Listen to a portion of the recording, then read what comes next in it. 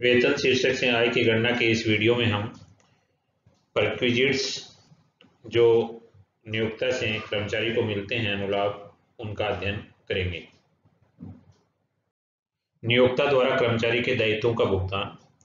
यदि नियोक्ता कर्मचारी के किसी ऐसे दायित्व का भुगतान करता है जो यदि नियोक्ता नहीं करता तो ऐसी स्थिति में कर्मचारी को भुगतान करना पड़ता, कर्मचारी को वह राशि वहन करनी पड़ती। तो ऐसी स्थिति में नियोक्ता द्वारा उस दायित्व का भुगतान कर्मचारी के लिए अनुलाभ माना जाएगा और कर्मचारी की वेतन शीर्षक की आय में शामिल किया जाएगा।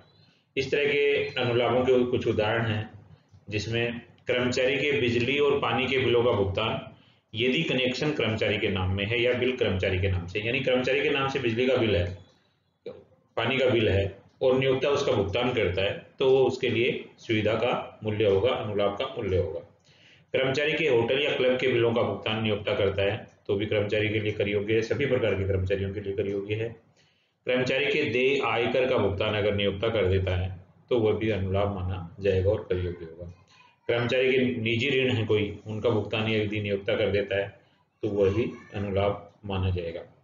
कर्मचारी के बच्चों की शिक्षा के व्ययों का भुगतान यदि शिक्षण संस्था नियोक्ता की नहीं है, नियोक्ता की शिक्षण संस्था नहीं है और किसी दूसरे स्कूल में बच्चे, कर्मचारी के बच्चे पढ़ते हैं और उनके शिक्षा के जो भी खर्चे होते हैं नियोक्ता अगर वहन करता है तो ऐसी स्थिति में उसको भी सभी प्रकार के कर्मचारियों के लिए कर योग्य अनुलाभ माना जाएगा। यदि घरेलू नौकर कर्मचारी ने रखा है और उसके लिए भुगतान नियोक्ता ने किया है तो वह भी अनुलाभ माना जाएगा। कार कर्मचारी की है और चलाने के वे नियोक्ता वहन करता है तो भी अनुलाभ माना जाएगा।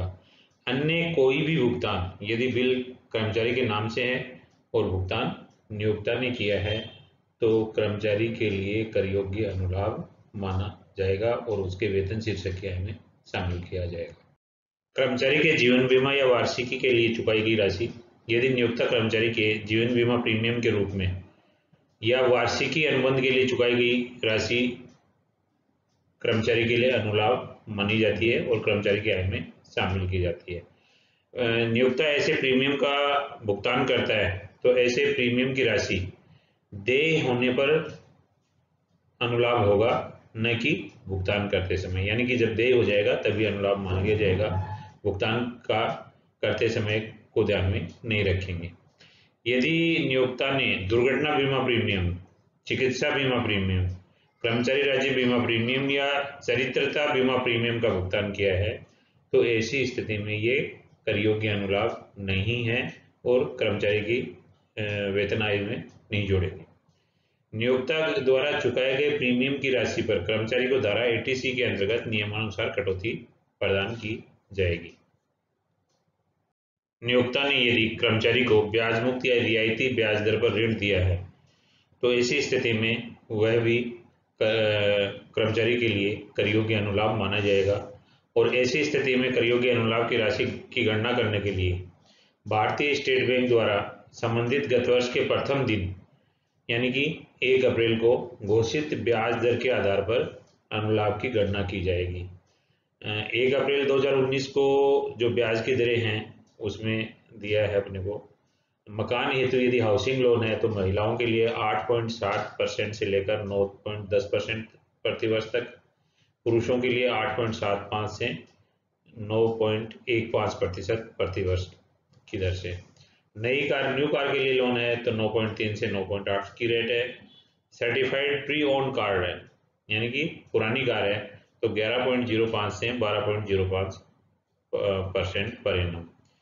दुपहिया वाहन के लिए, टू व्हीलर के लिए लोन है तो 17.6% की रेट है। सुपर बाइक के लिए लोन है तो 11.8% की दर है।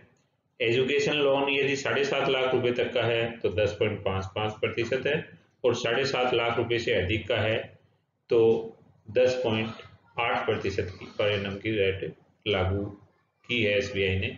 और इन्हीं रेट्स के आधार पर अगर टैक्स फ्री है, मुझसे कोई भी ब्याज नहीं लिया है नियोक्ता ने तो ऐसी स्थिति में ये जो ब्याज की इन दरों के आधार पर जो भी ब्याज की गणना की जाएगी वो पूरा कर योग्य अनुलाभ हो जाएगा। यदि कुछ रियायती दर पे दिया है तो जितनी रियायत दी है उतनी अनुलाभ का मूल्य माना जाएगा। लड़कियों के लिए ऋण लेने पर उक्त सभी दरों में 5.5% की कमी की जाएगी, यानी आधा % लड़कियों के लिए कम माना जाएगा। भारतीय स्टेट बैंक की व्यक्तिगत पर्सनल लोन के लिए जो रेट्स हैं वो अगर सिविल स्कोर 650 से कम है तो 11.65% पर एनम, और अगर 650 से ज़्यादा सिविल स्कोर है तो ऐसी स्थिति में 12.15% पर एनम की रेट से ब्याज की गणना की जाएगी। ब्याज की गणना के लिए क्या करेंगे कि प्रत्येक माह के अंत में जो शेष की राशि रहती है उस पर ब्याज लगाया जाएगा।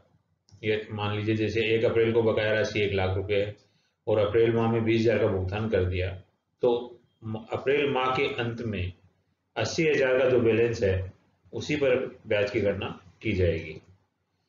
रियायती ब्याज दर पर अगर ऋण दिया है तो ऐसी स्थिति में जितना ब्याज उससे लिया गया है उसको घटा दिया जाएगा और बाकी ब्याज जो कुल ब्याज है उसमें से वसूल किया गया ब्याज, कर्मचारी से लिया गया ब्याज घटाने के बाद जो बचेगा वो सुविधा का मूल्य होगा।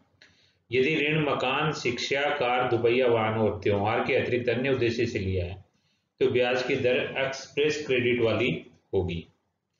मकान के लिए ऋण में क्रय व बनाना ही सम्मिलित है, मकान की मरम्मत को इसमें शामिल नहीं किया गया है। मरम्मत हेतु ऋण दर एक्सप्रेस क्रेडिट वाली ही होगी। कुछ परिस्थितियां ऐसी हैं जिसमें ब्याज जो ऋण दिया है ब्याज मुक्त वो कर मुक्त होता है, यानी सुविधा का मूल्य, अनुलाभ का मूल्य 0 मानते हैं। पहली कंडीशन है इसमें यदि ऋण की मूल राशि 20,000 रुपये से अधिक न हो, और यदि 20,000 रुपये से अधिक नहीं है तो ब्याज कर मुक्त होगा।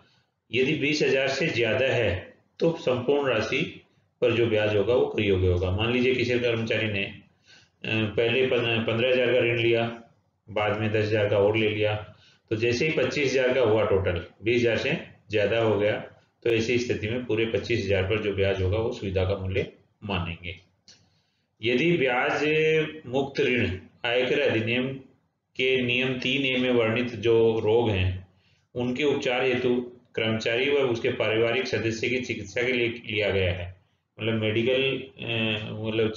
बीमारी के उपचार के लिए लिया गया है वर्णित रोगों के लिए, तो ऐसी स्थिति में इस ऋण पर ब्याज को अनुलाभ नहीं माना जाएगा। ये जो नियम 3A है इसमें मुख्यतः कौन से रोग शामिल हैं? कैंसर है, हृदय रोग है, किडनी रोग है, एड्स है और टीबी है। किंतु कर्मचारी को कोई राशि चिकित्सा बीमा योजना के अंतर्गत मिल जाती है तो इस राशि तक प्राप्त ऋण की राशि पर ब्याज की कर मुक्ति नहीं मिलेगी। ब्याज मुक्त ऋण की सुविधा का गणना करने के लिए निम्न प्रश्न की सहायता से अपन ये समझने का प्रयास करेंगे। इसमें देखिए पहले है मोना जो है उसने इंटरेस्ट फ्री लोन लिया है अपने एम्प्लॉयर से 15,000 का चाइल्ड एजुकेशन के लिए और 5,000 परचेजिंग ऑफ ए मोपेड। तो दोनों ऋण की राशि कितनी हुई? 15 और 5,000 20,000। चूंकि 20,000 से कम ऋण है, 20,000 से कम ऋण की राशि है, ऐसी स्थिति में 20,000 तक का ऋण अगर इंटरेस्ट फ्री दिया जाता है तो वह सुविधा का मूल्य नहीं माना जाता। दूसरे क्वेश्चन में है कि श्री रामनाथ सिंह टू के लोन ऑफ 1,50,000 1 जनवरी 2020 को लिया। इंटरेस्ट रेट इसमें 5.25% पर एनम है। चूंकि एसबीआई की लेंडिंग रेट है जो ओल्ड कार के लिए वो 11.8% की है, पर एनम की इंटरेस्ट रेट है, तो ऐसी स्थिति में 11.8 में से 5.25 घटाने के बाद जो रेट बचेगी उस रेट को सुविधा का मूल्य माना जाएगा, यानी दोनों का डिफरेंस सुविधा का मूल्य माना जाएगा। उसकी गणना कैसे की जाएगी? ये रीपेबल इन 15 मंथली इंस्टॉलमेंट्स है 10,000 from the end of the month, यानी कि महीने के अंत में 10,000 रुपये की किस्त से चुकाएगा। तो चूंकि जनवरी 2020 में लिया है 1 जनवरी को, तो पहली किस्त कब ड्यू हो जाएगी? 31 जनवरी को। तो 31 जनवरी 2020 को कितना बैलेंस रहेगा? 1,50,000 में से अगर वो 10,000 चुका देगा तो 1,40,000, यानी 1,40,000 पर 11.8 माइनस 5.25% घटाने के बाद जो रेट आएगी उस रेट के हिसाब से अपन सुविधा का मूल्य मानेंगे। इसी प्रकार फरवरी में 10,000 और चुका देगा वो, तो 1,30,000 पे, और मार्च में 1,20,000 पर ये सुविधा का मूल्य मान लेंगे।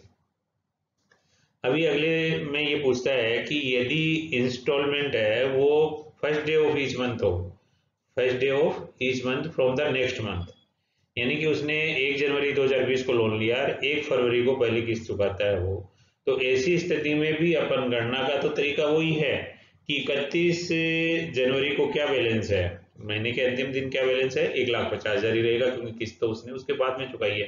तो 1,50,000 पर एक महीने वो इस रेट के डिफरेंस से जो भी पर एनम रेट से जो भी डिफरेंस है वो सुविधा का मूल्य मानेंगे। फरवरी 1 को चुकाने के बाद जो लास्ट में महीने में अंत में बैलेंस रहेगा वो फरवरी में 1,40,000 और मार्च में 1,30,000। इन बैलेंस पर 11.8% से इंटरेस्ट कैलकुलेट करेंगे और उसमें से 5.25% से इंटरेस्ट जो बनता है जो उससे लिया गया है वो घटा देंगे, बाकी सुविधा का मूल्य हो जाएगा। अब ये कह रहा है कि अगली कंडीशन में कि यदि ये loan treatment of his mother's disease mention in rule 3A, अपनी माता जी के द्वारा रूल 3A में जो वर्णित बीमारियां हैं उनके लिए लोन लिया है, तो ऐसी स्थिति में ये सुविधा कर योग्य नहीं होगी, कर मुक्त होगी। धन्यवाद। Thank you.